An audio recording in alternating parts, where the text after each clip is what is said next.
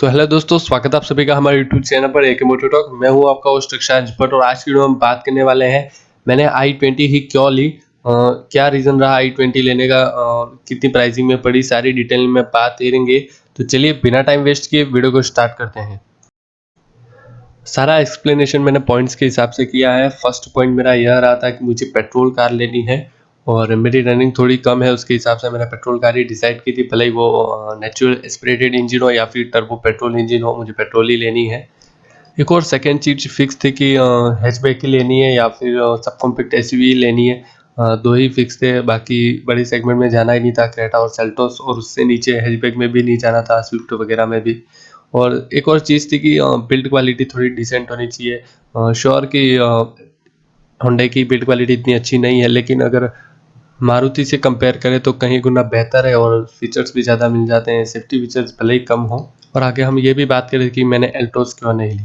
तो चलिए आगे की बात गाड़ी के अंदर बैठ के करते हैं। देखिए, सेकंड पॉइंट ये रखा था कि अगर एसयूवी लेनी है तो 11 लाख के अंदर अंदर ही लेंगे, और अगर हैचबैक लेनी है तो वो 9 लाख के अंदर अंदर ही होनी चाहिए, क्योंकि इतना ज़्यादा पैसा डाल के फिर मतलब नहीं। अगर मुझे बड़ी गाड़ी लेनी ही नहीं थी, क्योंकि क्रेटा सेल्टोस वाले सेगमेंट में जाना ही नहीं था। मुझे सब कॉम्पैक्ट एसयूवी और हैचबैक दो ही मैं देख रहा था। देखिए, थर्ड पॉइंट जो है वो मैंने नोटिस की थी, कौन कौन सी गाड़ियाँ मैंने शॉर्ट लिस्ट की थी। मैंने 4 गाड़ियाँ शॉर्ट लिस्ट की थी प्रॉपरली। किया सोनेट XUV300 डीजल के अंदर, किया सोनेट पेट्रोल के अंदर, और i20 हालांकि मेरे लिस्ट में थी नहीं एक्चुअली, और टाटा एल्ट्रोज और टाटा नेक्सॉन। 4 गाड़ियाँ शॉर्ट लिस्ट की थी, जिसके अंदर टाटा एल्ट्रोज और नेक्सॉन की बहुत ही ज़्यादा वेटिंग थी, लेकिन फिर भी देखेंगे यूँ था। और जो XUV300 थी वो डीजल में ही लेनी थी, पेट्रोल में उसका एवरेज की दिक्कत है, तो वो वगैरह देखी ही नहीं थी।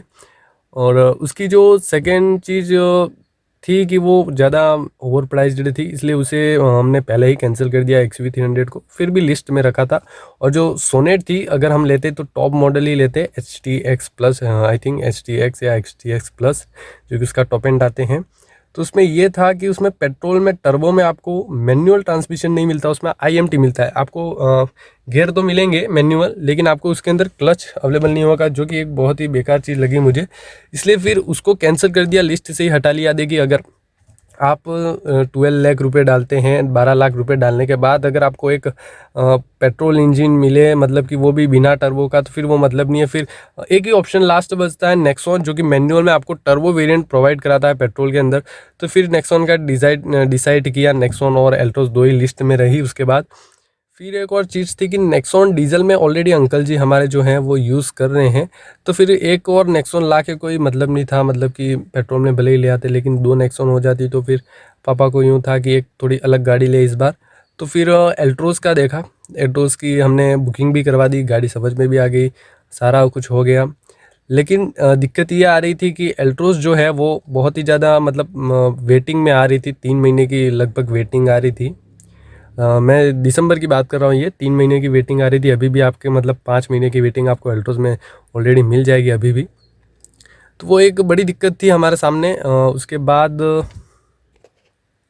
डीलर से हमने बात की और पूछा, उदयपुर राजस्थान में डीलर से हमने बात की, चंबल मोटर्स से, कि आपको कब तक गाड़ी अवेलेबल करा दोगे। हमने बुकिंग करवा दी, 11,000 रुपये पे भी कर दी हमने, 11,000। उसके बाद उनने बताया कि एक गाड़ी है हमारे पास सेकंड टॉप वेरिएंट। मुझे एल्टोस का टॉप वेरिएंट ही लेना था, और नेक्सॉन का भी अगर मैं लेता तो टॉप ही लेता।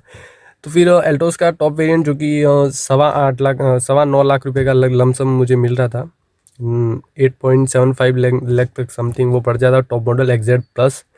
तब टर्बो वेरिएंट नहीं आया था उसका।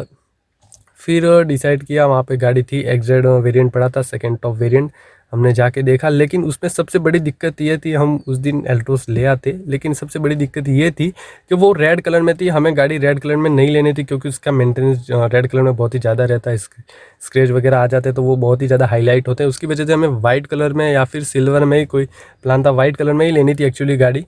फिर डिसाइड किया कि देखते हैं, वेटिंग करते हैं। उसके बाद एक दिन हमारे पास जो एक्चुअली स्विफ्ट थी उसकी हमें एक्सचेंज भी करवानी थी। तो फिर हमने वहाँ पे गए थे, तो 2-4 शोरूम में घूम जाते हैं। सेल्टोस किया के शोरूम में गए तो वो तो एक्सचेंज करते ही नहीं है कार को डीलर के थ्रू। उसके बाद और हुंडई में गए, उससे पहले हमने महिंद्रा में चेक किया, तो महिंद्रा में अगर एक्सयूवी का फिर भी देख लेते, लेकिन महिंद्रा में कोई मुझे मेरी स्विफ्ट की सही रीसेल मिली नहीं।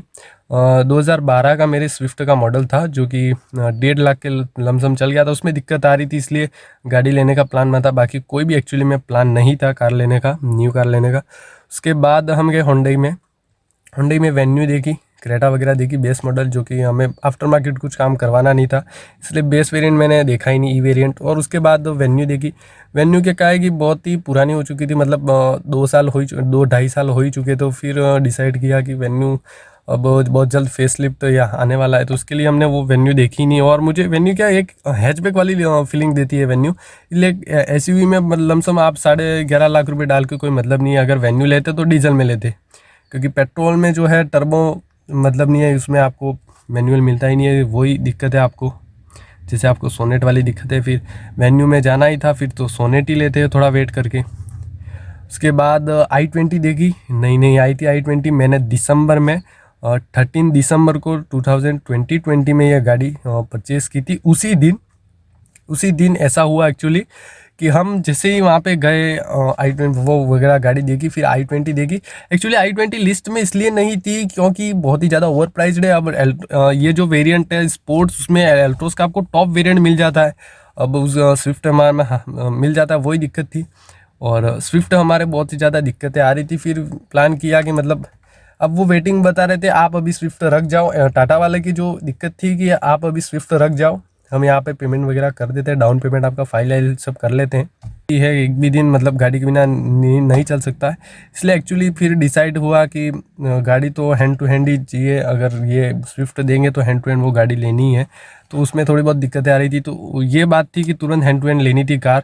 और i20 में एक्चुअली मुझे कोई ऑफ़र नहीं मिला, अप्रॉक्स लगभग फिक्स में अगर आपको बताऊं तो 9,10,000 रुपीज़ की गाड़ी थी। एसेसरीज सब मिला के हमने सारी एसेसरीज हटवा दी, और कुछ 8,90,000 में लमसम ये गाड़ी हमें पड़ी। और मुझे अच्छी एक्सचेंज ऑफ़र भी मिल गया, मेरी गाड़ी के लमसम 2,45,000 रुपये, 2,45,000 उनने दिए एक्सचेंज में, तो मुझे उसकी प्राइस अट्रैक्टिव लगी हुंडई वालों की।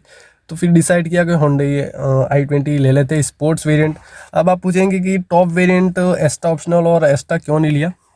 देखिए ऐसा है, अब आप एक हैचबैक में मेरे हिसाब से कोई भी 10 से 11 लाख रुपए डालना प्रीफर नहीं करेगा, क्योंकि जिसको छोटी गाड़ी चाहिए भले वो लेगा, लेकिन 10 से 11 लाख रुपए डाल के अगर आप एक हैचबैक लेते तो वो मतलब वाली कोई बात बनती ही नहीं। अगर आप किसी भी रिव्यूअर का आप देखेंगे रिव्यू, तो वो यही चीज़ बताएंगे कि मतलब आप इतना पैसा डाल के कोई वेस्ट है आपका पैसा, अगर आप इतना पैसा एक हैचबैक में डालते हैं। किसी को सिटी में चलानी है गाड़ी, छोटी गाड़ी चाहिए, फुली लोडेड फीचर चाहिए, तो ऑफकोर्स वो टॉप वेरिएंट एस्टा ऑप्शनल में जा सकता है। हमें बेसिक फीचर चाहिए थे, टच स्क्रीन चाहिए थी अच्छी, इसमें आपको MID भी मिल जाती है, तो फिर कोई दिक्कत वाली बात थी नहीं। तो इसमें सारे फीचर्स अवेलेबल अप्रॉक्सीमेटली सब आ जाते हैं। सिर्फ एक ही दिक्कत मुझे लगी, जो ये गियर नॉब वाली है, इसमें ये जो बहुत ही बेकार दिया है। डीजल में आपको इसके ऊपर 6 स्पीड मैनुअल ट्रांसमिशन आता है, तो उसमें आपको यहाँ पर जो सिल्वर फिनिश मिल जाती है वो इसमें आपको अवेलेबल नहीं होती है, वो सबसे बड़ी दिक्कत इसमें लगी। बाकी तो ठीक है गाड़ी, इसमें मैं नेगेटिव और पॉजिटिव भी लाऊंगा।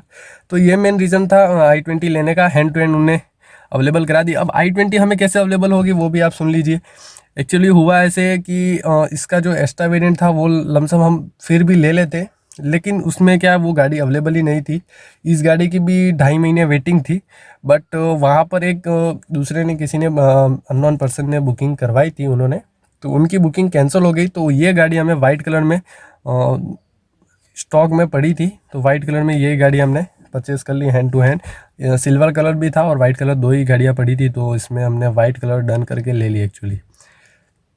तो ये रीज़न था i20 लेने का, बाकी कोई भी लिस्ट में भी नहीं थी, कोई प्लान भी नहीं था कि i20 लेनी है, बहुत ही ओवर प्राइस लग रही थी। लेकिन अब लेने के बाद ये फील हो रहा है कि नहीं, कहीं ना कहीं डिसीजन सही था। थोड़े फीचर्स भले ही कम मिले, लेकिन कंफर्ट जो है वो आपको अच्छा मिल जाता है इसके अंदर।